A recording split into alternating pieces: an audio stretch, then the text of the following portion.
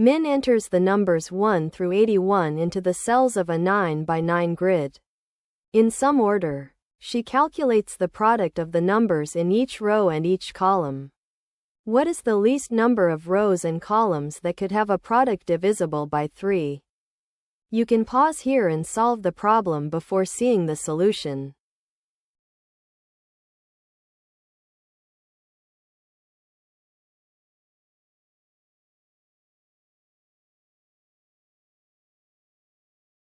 Here is the key idea.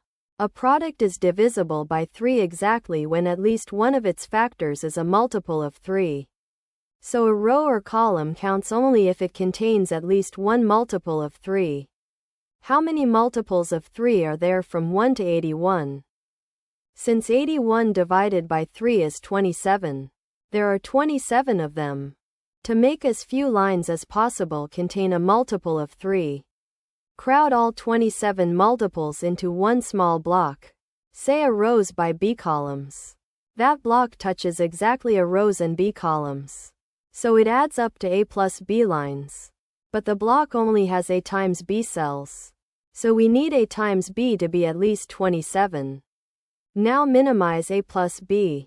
If A plus B is 10, the best product is 5 times 5, which is only 25, less than 27, so it cannot hold all the multiples.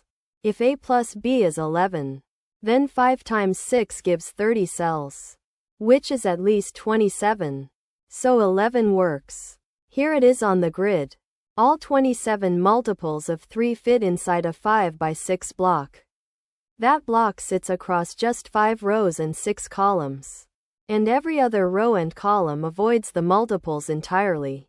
So the number of lines with a product divisible by 3 is 5 plus 6, which equals 11. The least number of rows and columns that could have a product divisible by 3 is 11, which is answer choice D.